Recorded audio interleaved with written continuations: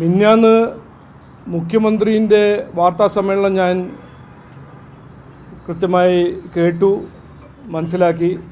4.5 കൊല്ലം സർക്കാരിൽ ഇരുന്ന് കഴിഞ്ഞ് മിഞ്ഞാന്നാണ് മുഖ്യമന്ത്രി പ്രഖ്യാപനം, സാധാരണ പാവങ്ങൾക്ക് വേണ്ടി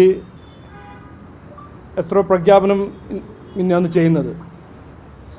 ആദ്യമായിട്ട് എനിക്ക് പറയാനുള്ളത്, ആത്മാർത്ഥമായി സാധാരണ പാവപ്പെട്ട ജനങ്ങൾക്ക് സർക്കാർ എന്തെങ്കിലും ചെയ്യുകയാണെങ്കിൽ അതിൻ്റെ 100% പിന്തുണ BJPൻ്റെ ഉണ്ടാവും, BJP തരും.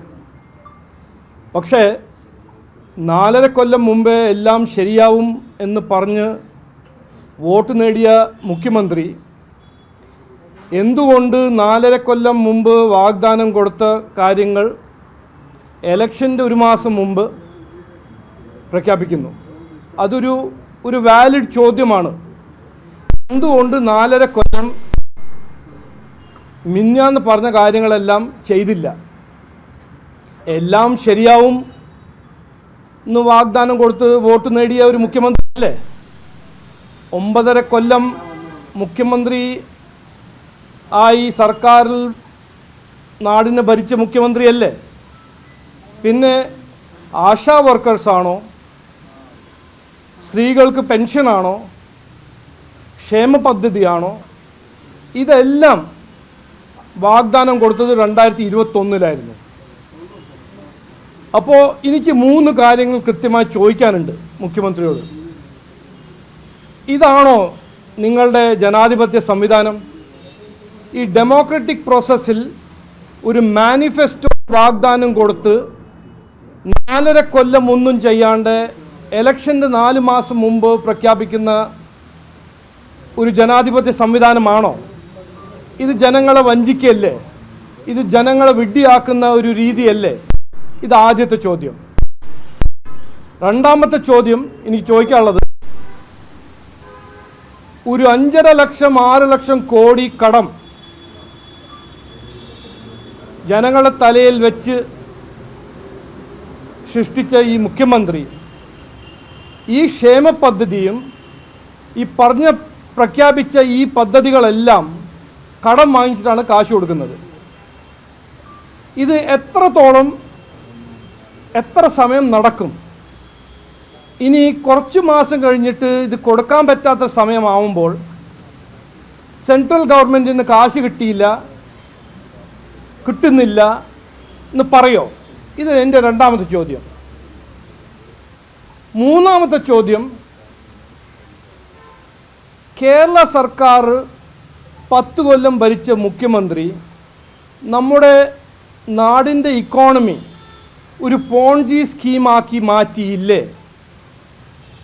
ഇതിൻ്റെ ഒരു തെളിവ്, അല്ലെങ്കിൽ ഇതിന് ഞാൻ പറയാൻ ആഗ്രഹിക്കുന്നത്, ഇന്ന് ഈ നമ്മുടെ നാട്ടിൽ എല്ലാവർക്കും അവരുടെ അവകാശം കിട്ടുന്നില്ല. കർഷകർക്ക്, നെല്ല് ഉണ്ടാക്കിയ കർഷകർക്ക് കാശ് കൊടുക്കാൻ സർക്കാരിന് അടുത്ത് കാശില്ല. എന്നിട്ട് ക്ഷേമ പദ്ധതി അവിടുന്ന് കാശ് ഡൈവേർട്ട് ചെയ്തിട്ട് വേറെ സ്ഥലത്ത് മാറ്റും. ഹെൽത്ത് ഇൻഷുറൻസിന് കൊടുക്കാൻ കാശില്ല, അവിടുന്ന് കാശ് എടുത്ത് മറ്റോടത്ത് മാറ്റും. SC സമുദായത്തിന് വേണ്ട കാശ് അവിടുന്ന് തട്ടിച്ച് വേറെ സ്ഥലത്ത് മാറ്റും. അപ്പോൾ ഇതൊരു പോൺജി സ്കീമല്ലേ? എല്ലാവരും അവകാശം വാഗ്ദാനം കൊടുത്ത 2021 എല്ലാം ശരിയാവുമെന്ന് പറഞ്ഞ മുഖ്യമന്ത്രി ഇന്ന് ഒരു റിപ്പോർട്ട് കാർഡിൽ നോക്കിയാൽ സമുദായത്തിൽ നമ്മുടെ സംസ്ഥാനത്തിൽ എത്രയോ പേർക്ക് അവർ അവകാശം കിട്ടുന്നില്ല. അത് എന്തുകൊണ്ട്? നാലാമത്തതും ഏറ്റവും എൻ്റെ ഒരു പ്രധാനപ്പെട്ട ഒരു വിഷയമായിട്ട് ഞാൻ മുമ്പോട്ട് വയ്ക്കുന്നു.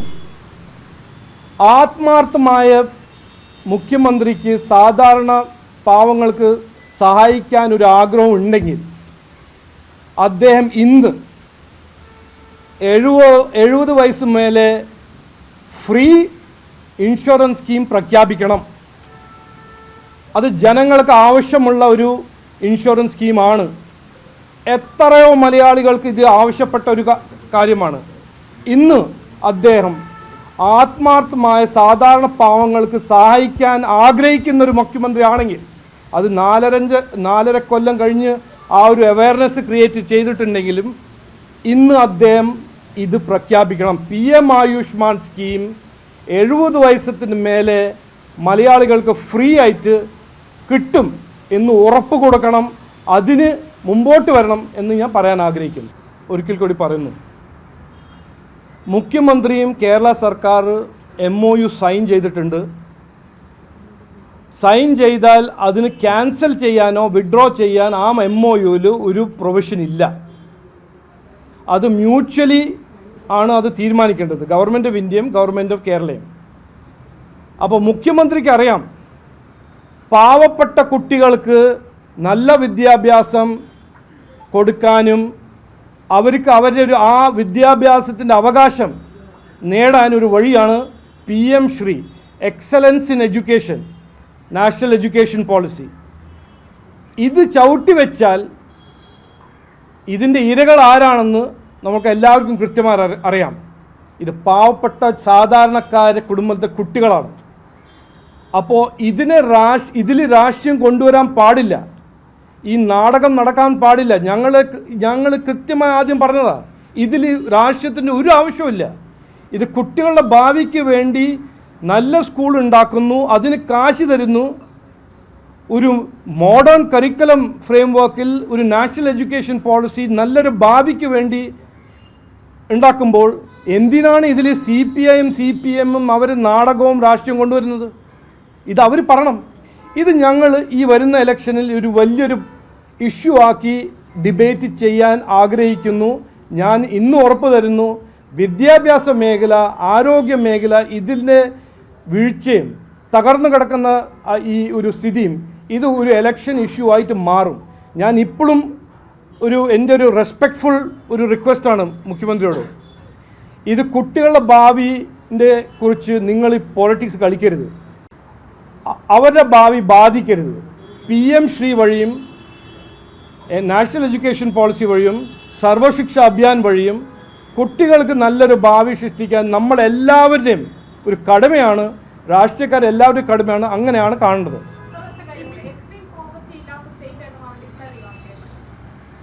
അല്ല, അത് കറക്റ്റാണ്, എക്സ്ട്രീം പോവർട്ടി. പക്ഷേ ഇതിൻ്റെ ഒരു കോണ്ടെക്സ്റ്റ് മനസ്സിലാക്കണം. Extreme poverty world bank April 2025 world bank, ഇത് BJP അല്ല, ഗവൺമെൻറ് ഓഫ് ഇന്ത്യ അല്ല, വേൾഡ് ബാങ്ക് പബ്ലിഷ് ചെയ്ത റിപ്പോർട്ടിൽ 17 കോടി ഇന്ത്യക്കാർ എക്സ്ട്രീം പോവർട്ടിയിൽ നിന്ന് പുറത്തു വന്നു. അതിൻ്റെ കാരണം വേൾഡ് ബാങ്ക് പറഞ്ഞത് ഗവൺമെൻറ് ഓഫ് ഇന്ത്യേൻ്റെ പല സ്കീംസ് ആയിരുന്നു. ജൽ ജീവൻ മിഷൻ, PM ഗരീബ് കല്യാൺ അന്ന യോജന, PM ആവാസ് യോജന, ഇങ്ങനെ ഓരോരോ ഡയറക്റ്റഡ് ടാർഗറ്റഡ് സ്കീം വഴിയാണ് ഈ ദാരിദ്ര്യത്തിൽ നിന്ന് ജനങ്ങൾ പുറത്തു വരുന്നത്. എത്ര കൊല്ലമായിട്ട് അവിടെ ട്രാപ്പ് ചെയ്ത് കിടക്കുന്ന ആൾക്കാർ ഇന്ന് അവിടുന്ന് പുറത്തു വരുന്നത്. ഇന്ന് ഇന്ത്യയിൽ നോക്കിയാൽ 3 കോടി ജനങ്ങൾ ദാരിദ്ര്യത്തിൽ നിന്ന് പുറത്തു വന്നിരിക്കുന്നു ഉത്തർപ്രദേശിൽ, മധ്യപ്രദേശിൽ. കേരളത്തിൽ ഒരു 8-10 ലക്ഷം ജനങ്ങൾ പുറത്തു വന്നിട്ടുണ്ട്. അതിൻ്റെ ഞാൻ മുഖ്യമന്ത്രിക്ക് ക്രെഡിറ്റ് എടുക്കണമെങ്കിൽ എടുത്തോട്ടെ, അതല്ല ഞാൻ പറയുന്നത്. പക്ഷേ ഇതിൻ്റെ കാരണം എന്താണ്, ഇതിൻ്റെ പോളിസി ഫ്രെയിംവർക്ക് എന്താണ്, കഴിഞ്ഞത് 70 കൊല്ലം നടക്കാത്ത ഇഷ്യൂ എങ്ങനെ കഴിഞ്ഞ 8-10 കൊല്ലത്തിൽ നടന്നു, ഇതെല്ലാം കൃത്യമായിട്ടും നമ്മളെല്ലാവരും മനസ്സിലാക്കണം എന്നാണ് ഞാൻ പറയാൻ ആഗ്രഹിക്കുന്നത്.